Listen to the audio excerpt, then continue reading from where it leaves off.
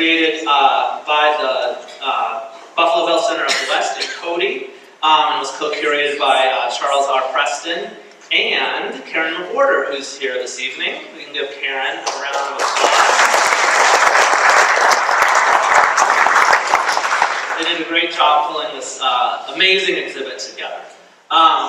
So I hope that you've had a chance to visit the exhibit, or will take time to see it this evening. The galleries will be open. It's a groundbreaking exhibit involving a scientist, a photographer, an artist, and a filmmaker.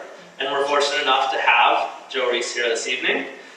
Joe has been working in the greater Yellowstone ecosystem since early 2008, but has traveled and photographed all over the globe, including places as far-flung as the Mongolian desert and the Mexican jungle.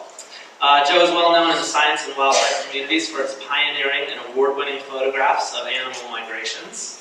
The museum hosted a smaller exhibit of his work on mule deer in 2014, which was equally as fascinating. In 2016, Joe and ecologist Arthur Middleton were named National Geographic Adventurers of the Year for their work on elk migrations, and the Invisible Boundaries exhibit stemmed from that work.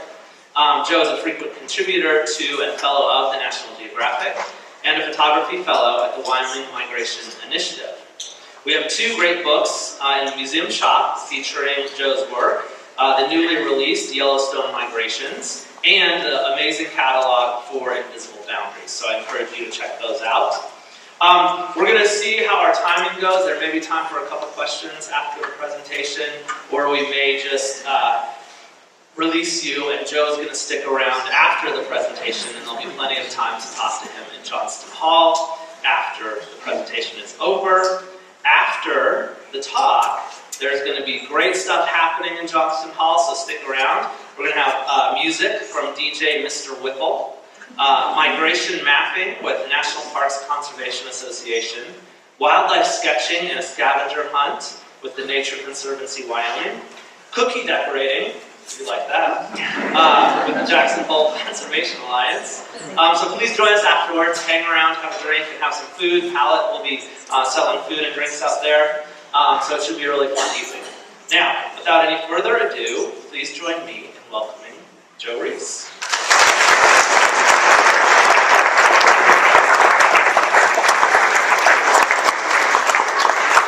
Thank you, Adam, and thank you all for being here. It's an honor to be here at the National Museum of Wildlife Art. In fact, it's a dream come true. I can remember coming here as a 12-year-old, and this museum blew me away. And this valley out here, it really blew me away. So I guess I'd like to start off by saying thanks to this museum for hosting the Invisible Boundaries exhibition. Thanks to all these sponsors that made it possible. And then also for tonight, thanks to the National Parks Conservation Association for hosting this evening. This exhibition, Invisible Boundaries, is an exhibition that I worked on with an artist, James Prosek, and Arthur Middleton, the scientist. And our partners for the exhibition were the Buffalo Bill Center of the West, and the Yale School of Forestry, and the Wyoming Migration Initiative. And so this evening I'm going to be talking about my Yellowstone Migrations project, which is a project I've been working on for about 10 years. And the vast majority of this work, the field work, has been supported by National Geographic Society and the George B. Storer Foundation. And often when we think about Yellowstone, we think about the predators that call this place home, like the wolves, and the cats, this little mountain lion in the Upper Green River Basin, and of course the grizzly bears. These are the stories that have dominated.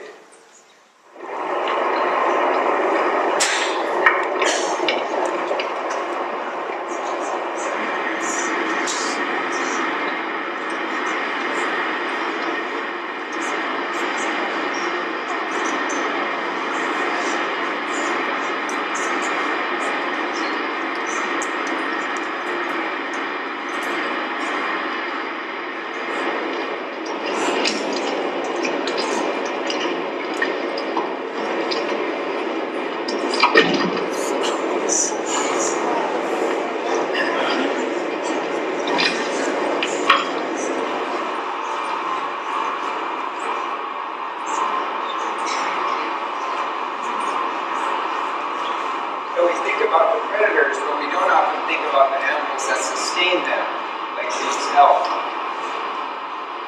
That young calf about 3 weeks old.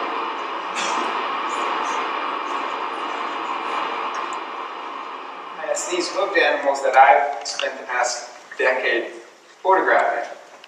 So like this elk here on the Cody elk migration, and the mule deer, some of the longest migrators in this ecosystem, and the pronghorn. These are the animals that I focus on. So I'm just going to step back a little bit and explain some of my history. I'm from the Great Plains in South Dakota, is where I grew up.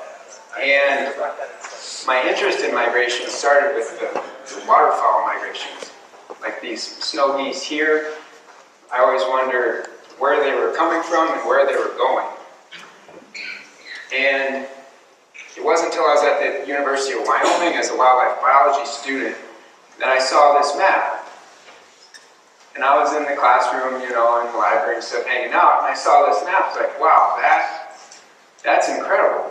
That's right here in the same state that I was going to school at. And so I got on my computer and Googled pronghorn migration, and not much popped up. And at that point that was when I decided, wow, I think what I'm going to try to do is the day I graduate, I'm going to try to spend a couple of years photographing this migration and try to make the first photographs of this pronghorn migration.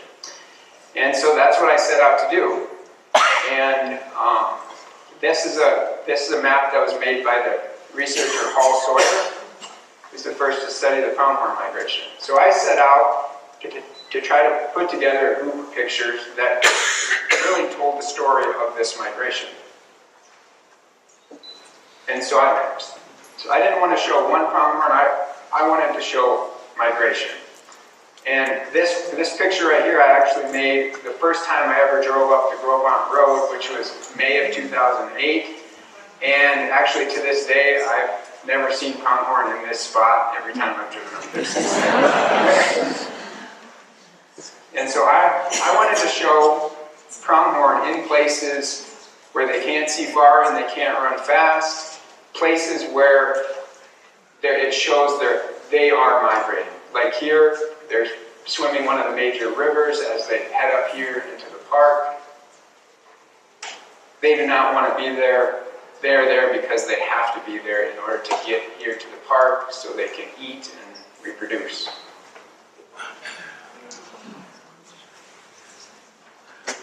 These animals are leftovers from a past world. They're the only endemic ungulate in North America, meaning they're the only ungulate or hoofed animal that evolved here in North America. All the other hoofed animals, they came over the Bering Land Bridge. And so they have a group of adaptations that are from a past world. They used to, their predator was saber-toothed tigers, and big fast-running bears, big fast-running wolves. And so this picture right here, this reminds me of the moment that I made it. And I was driving down by the town of Pinedale, which is just to the southeast of here, and I was driving down the highway and I saw a group of pronghorn that it looked like they were migrating.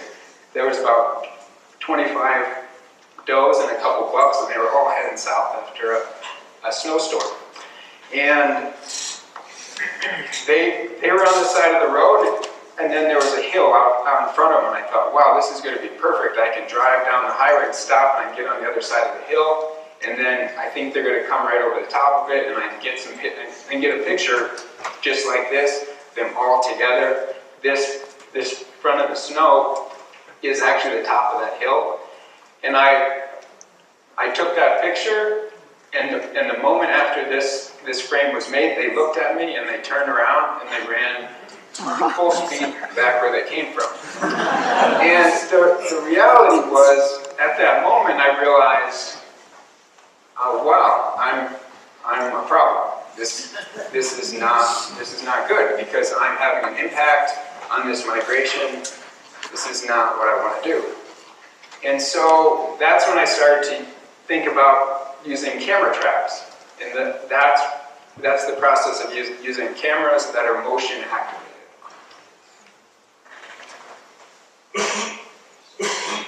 So here's one of my camera traps. It's just a normal little camera that's in a waterproof housing, and then it's hooked up to a motion trigger that once the beam is broken, the infrared beam tells the camera to make a picture. So here's kind of a normal day for me 10 years ago, setting up a video camera and then leaving. And then this is the type of footage that I was after, footage of real migration. These are animals moving as one. They know where they're going, and they're moving because they have to.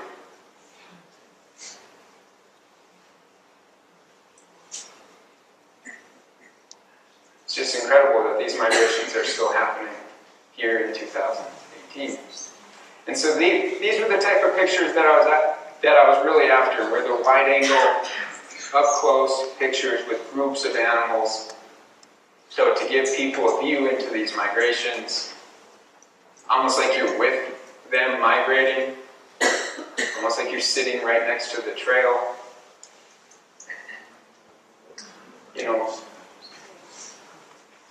pictures that show the landscape, show its habitat, their home, as well as the animals. Like they're in a willow patch. You know, pronghorn would never be in a place like this where they can't see far and run fast if they didn't have to, if they weren't migrating. And you can see here the snow on the bottom of the camera. That's pure luck right there, that the snow, it didn't snow more and cover up the front of the lens.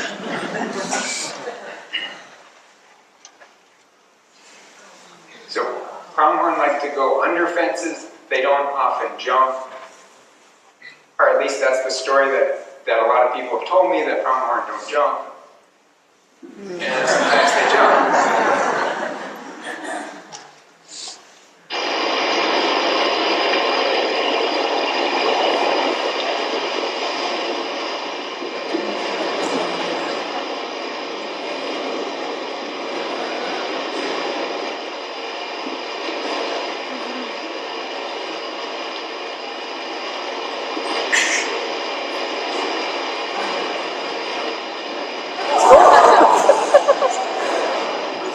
Sometimes they clean the front of my lens, which is always appreciated. So at the beginning of this project, my number one picture that I wanted to make was the pronghorn swimming the Green River. One of the major rivers that they cross. They cross 5 major rivers. They cross with the pronghorn that come up into the Grand Tetons. They cross five rivers, and the Green River is one of the major crossings. And so I wanted to figure out how I could make that picture, you know, that really, just because I thought it was, you know, one of the most vulnerable moments of their entire life was when they're crossing this river, so I wanted to give that perspective. And at the time, the research had narrowed the crossing down to about 1 mile. So I had to figure out exactly where they're crossing, and I had to figure out where they were exiting the river because I wanted the river in the background of the photograph.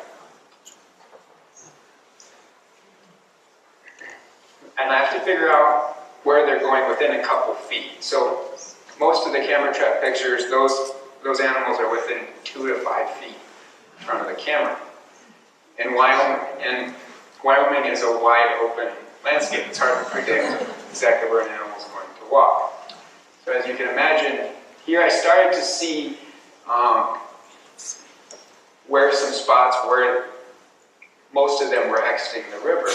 So I set up some cameras on the side of the river. Yeah, I'm not sure why I put that in there. The fact that I was on the side of the river, just to prove it to you guys. So I put some camera traps on the side of the river where I could see them crossing. And I started to get some pictures, but not exactly the feel that I wanted. But I want you guys to look at this pronghorn right here. The storm moves in. That pronghorn is stuck in that snag, and then died of hypothermia in a snowstorm. And so, of course, as a photographer, I was I'd be completely amazed by that actually happening. So I put a camera on that carcass in the water, and then this guy showed up. A juvenile bull. He walks up the carcass like he owns it, takes a look, takes another look at the camera, and then boom, there's my picture. It's just amazing the things that happen in the backcountry when we aren't there. And so then I decided to put the camera more out into the river, so you could really get some sense. And the reason my hands are up like that is because I don't like to get my hands cold, and that water is freezing cold. So I put the camera out in the river on one of those logs, and luckily I had a huge group swim right by the front of the camera. This is like a dream come true for me. And there's snow in the air, and that big of a group, I mean that right there is, I think there's between like about 150 of them, and I'm not sure if these ones went up to the Bondurant area or if they came up here to the Grand Tetons, but that's a big group of animals in a snowstorm all together. The herd of pronghorn that comes up to the Tetons is about 400 animals, so this is a significant amount in one picture. Okay, so the river crossings really define these migrations from my perspective as a photographer. And so now I'm going to skip over to the elk migrations that I've spent time on, specifically the Cody elk migration. There's 9 different herds of elk that migrate in and out of Yellowstone National Park every year, and this is one of them. And I wanted to show them swimming the Shoshone River. So here's one of my favorite pictures, three bulls, a younger one, a middle one, and then an older one. They're all in velvet. This could be happening right now as we sit here in this room. They are making the migration up into the Thoroughfare Valley as we speak. And so here's a short video from my time at the river crossing.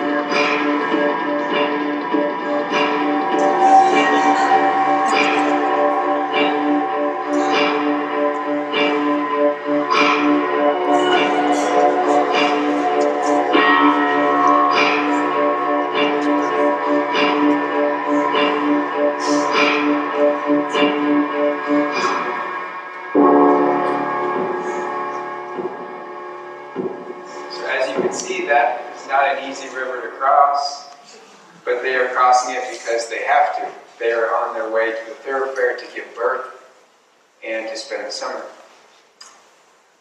So These elk are true mountain elk. They're probably the most mountain elk of any elk in the world.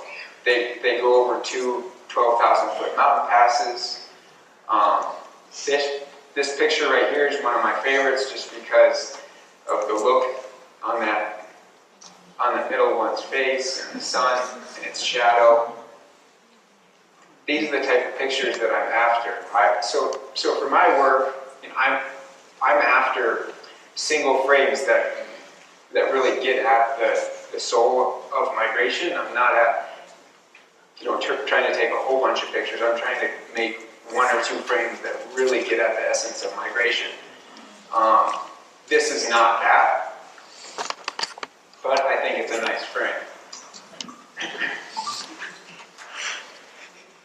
And so I'd like everyone to look right here in the middle, right about there. There's 8 elk. They're going up over the top of that mountain, not for the view, but because they have to. Here, there. You can't see that. It's right here. Isn't that incredible? They are way above tree line. These are some of the biggest mountains in this ecosystem, and they're going over the top. And there's 4,000 elk that make this migration. There are spots along this migration trail where their hooves have worn in a trail into the rock, made it smooth.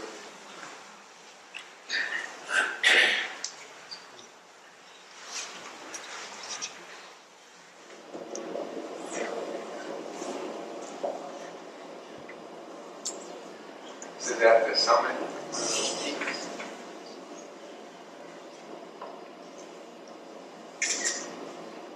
It's just incredible to think about what's happening in the backcountry when we aren't there. This kind of thing happens every day in this ecosystem.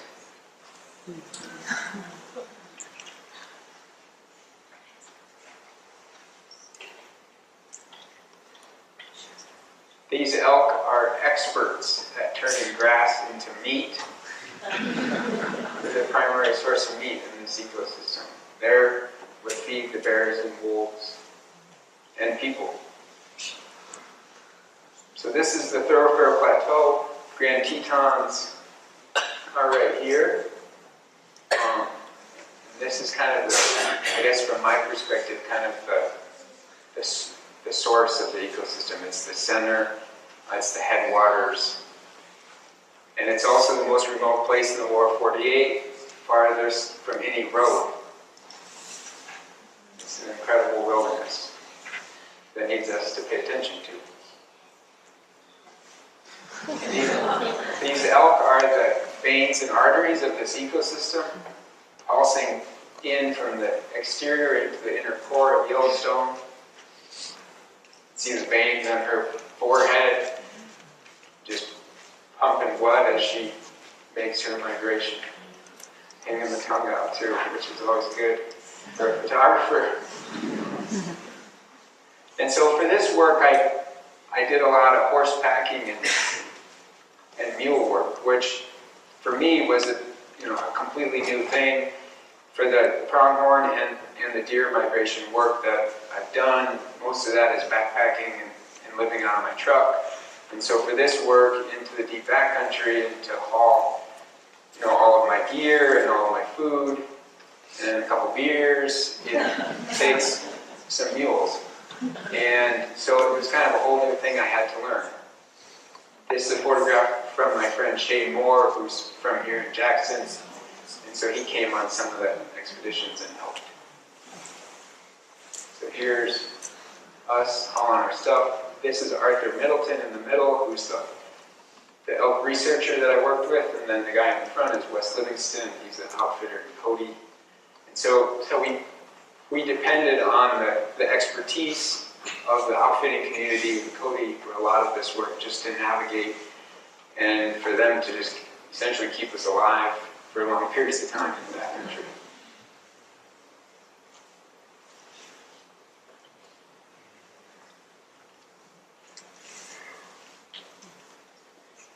Here's Wes and his mule, Lucy. She came along on a lot of our trips. She's about a 25-year-old mule who She loves campfires, and she loves Wes.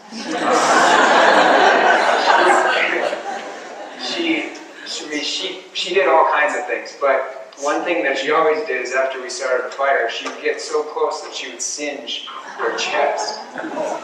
And she also would raid our food. She would eat things like Twinkies and Skittles, stuff like that. Wes sometimes forgets to wash his hands.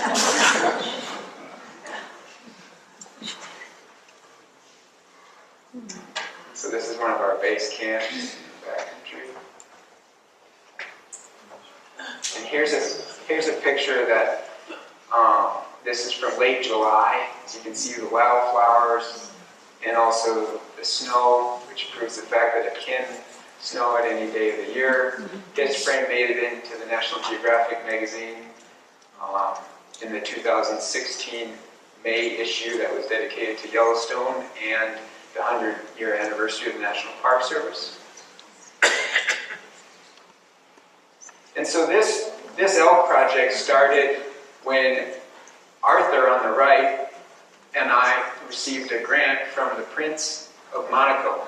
And so here we are in Cody, Wyoming with Prince Albert II, which is just one of those surreal moments in my life that I just never thought would ever happen. But then all of a sudden I was there at a dinner and I had to buy a new suit, or I had to buy a suit, or a tux, or whatever it is, and a bow tie and everything. So this is kind of what started the elk project, and then and the Invisible Boundaries exhibition is a result from this prize that we got from the Prince, and from the Buffalo Bill Center of the West and the University of Wyoming were the partners on that prize. So Arthur's goal for this project was to put together a map that really showed all the migrations of elk in this ecosystem. He got his PhD on the Clark Sport herd, that's in pink, and he was mainly studying the interaction between elk and wolves. And through that work, he became interested in the migrations. And so his goal was to work with the other state agencies, the Park Service, and the other people who had collared elk in this ecosystem, and essentially make one map just to help people understand how far these migrations actually go, and where the elk are coming from, where they're going.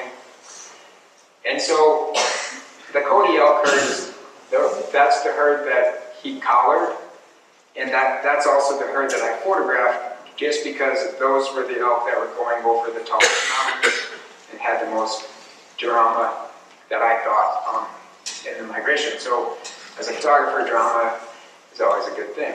So, and then he put together all this data from different partners, and here's this map, which is a phenomenal map.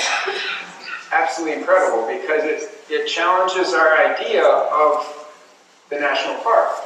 Because these elk that sustain the predators and sustain so much life inside Yellowstone, they're actually only there for half of the year. And so they're moving far out, and it's actually their winter ranges that define the edges of the ecosystem. And most of them are spending their winters on private lands. So actually, there's all these different landowners who, the way they manage their land is absolutely crucial for the core of Yellowstone National Park. And so it just kind of changes our idea of how we're going to manage this ecosystem into the future. Our communities are extremely important for the wild planet. And so this right here is the world's first national park, right? This is Yellowstone. It's obviously a man-made idea, right? Look at those straight lines. The wild planet does not think like that, right? And so I put a camera right on this boundary over here, just to show that these animals move outside of the park. I put it right on the boundary. And it's just it's just a spot in the woods.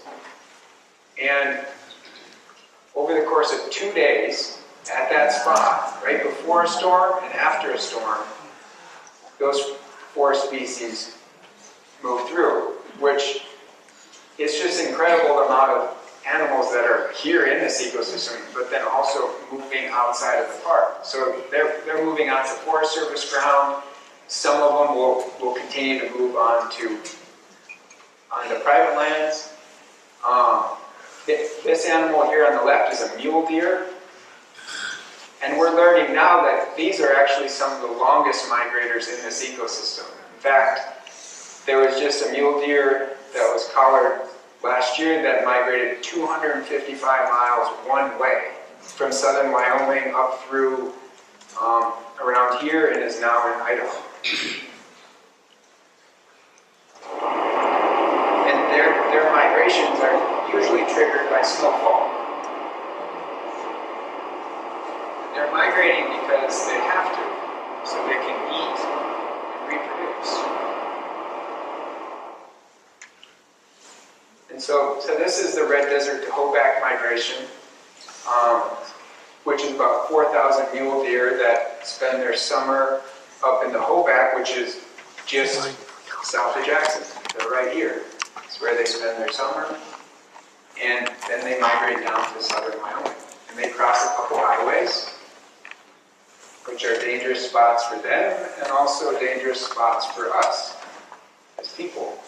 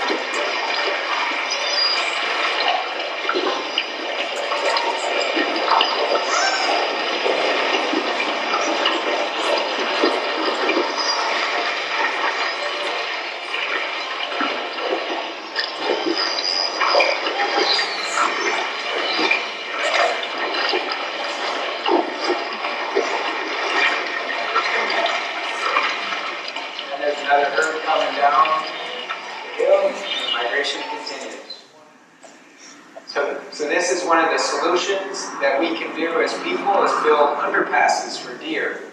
So we go over the top and the deer move under. This is one thing that the state of Wyoming and the Wyoming Department of Transportation is doing, and they're a leader in the West. And so this is Hall Sawyer. This is the researcher who studied the mule deer migration. He put on collars on 40 mule deer right down here in 2011. And that was a study funded by the Bureau of Land Management. And he thought those deer were they're going to spend their winter in here and then spend their summer up in here somewhere. And after he put the collars on, they went all the way up into the Hoback, and it was this was a whole new discovery, and that discovery was made in 2012. So we are constantly learning more things about how the animals move through this ecosystem and also just move around the world, primarily through GPS technology. And I guess what this map does for me is that it proves the fact that not one land management agency, state or feds, one landowner, or one organization can conserve this migration alone. These migrations challenge us to work together, and we're going to have to work together if they're going to continue into the future. The reality is this migration is happening. This is a connected landscape. The one question I have is, what would they do if they could get past I-80? How much farther south would they go? And so right now, I-80, that is the boundary. And hopefully in the years to come, we figure out a solution. And that will take all of us. And so the researchers at the University of Wyoming, Paul Sawyer, Matt Kaufman, and the team at the Wyoming Migration Initiative, at the end of this study, they put together an assessment. And I think it was awesome because it was a blend of a scientific journal article, but then also kind of geared towards the public and land managers. And they mapped the entire corridor, they identified the different threats and barriers, and they kind of made a list of the top 10 threats at this migration. And this was the #1 threat. It's the Fremont Lake bottleneck, which is where all 4,000 of those mule deer, they pinched down to an area a couple hundred feet wide. The town of Pinedale is here, and then Fremont Lake is here and then down this way. So all those deer move through here twice a year. They don't spend very much time here, but they absolutely need to cross through. There's no other way. They cannot go this way, and they can't go this way. So they have to cross through there, and in 2014, when this assessment, after we did this work, and the assessment came out, this 300-acre chunk of ground was on the market and proposed for housing. And that, I guess from my perspective, it was a major threat to this migration. If there was a lot of houses put in there and our human activity associated with it, that was a threat that could cut off this migration. And really it was the work by Luke Lynch, who is from here, who was living here in Jackson, who has now passed away, but he led the way with the Conservation Fund to purchase that ground, and now it has been handed over to the state of Wyoming, and it is now managed as a wildlife management area. And to me, this is what conservation is in the 21st century, and it's a success story. That pinch point is now protected. And here's that spot right there.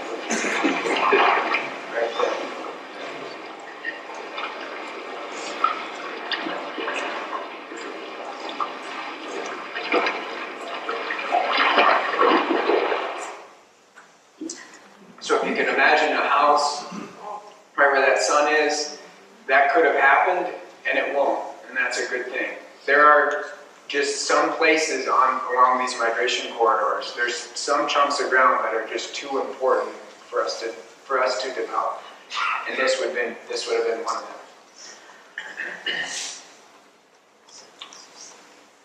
But the thing is these migrations are still happening, and they're really the lifeblood of this ecosystem. They support all kinds of predators. This is right where the cat came, right here. There's me with a beard. This is a mule deer trail right here. So the deer walk along here.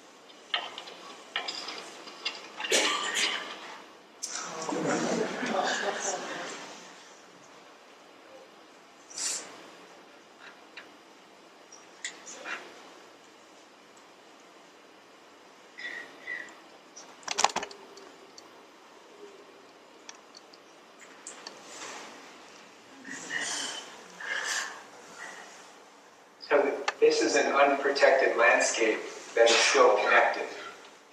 This wide open sage steppe is an important habitat for the mule deer and for the pronghorn, and then also for the sage-grouse, which is a species of bird that needs our attention.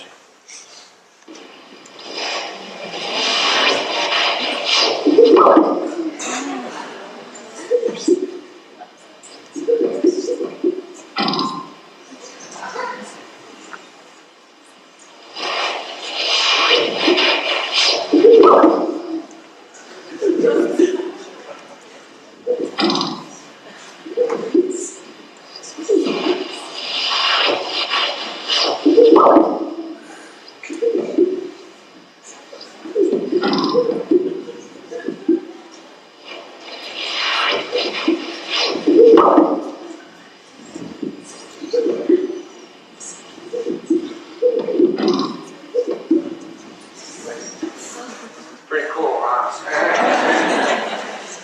So along the pronghorn migration trail, I was also documenting some of the threats that I was seeing. I mean, this is where I was living as well, and it's our housing developments and our roads. The roads that we build are the #1 cause of habitat fragmentation in the West. And then our natural gas fields. This is one of the biggest natural gas fields in the U.S. It's the Pinedale Anticline. And it's also home to thousands of mule deer and pronghorn. And our fences. This fence right here has a bottom wire that's in the snow that's about 4 inches off the ground. So this doe pronghorn had a choice. It was either to run down the fence until it could find a spot to cross, or it could try to jump. It tried to jump, and it got its wrist caught. And this is how a lot of pronghorn die in the West. And there's a solution for this. Wildlife-friendly fences.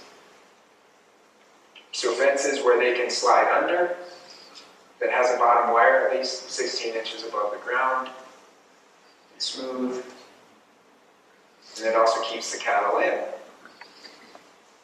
Most of the fences along the path of the pronghorn have been retrofitted up to this point, but there's still a lot of wildlife-unfriendly fences in the West.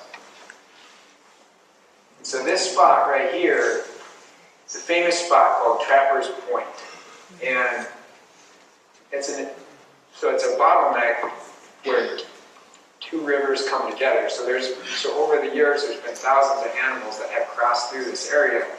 And then more recently, in the past 100 years, we've built a highway that goes right through it, Highway 191 that comes up here to Jackson. And so this photograph was made in 2008. And at this time, there was between 100 and 105 approximate wildlife vehicle collisions per year. So it was a dangerous place for the pronghorn and deer that cross here, but it was also dangerous for the people traveling through here. And that's a lot of traffic collisions at one specific spot. And then luckily, the communities of people here in Jackson and in Pinedale and in this state have come together and built a pronghorn overpass. So this right here is an overpass. The pronghorn go over the top and the cars go underneath. This is a solution. The Wyoming Department of Transportation led the way on this with the Wyoming Game and Fish Department. The local people in Pinedale, people here in Jackson, the conservation organizations who build support for people, or who build support, all came together, and this is a success story. It's something that I feel like Wyoming is proud of and should be proud of. And other states are following suit. Like the state of Utah is starting to build overpasses now, as well as other states in Washington and other places too. So this video right here is the first pronghorn to go over the overpass in 2012. these pronghorn are learning the old pass at this spot. It's a group of 125, and they're moving like a school of fish. This is a solution. And there's one mule deer right there, too. That's okay, we're all different.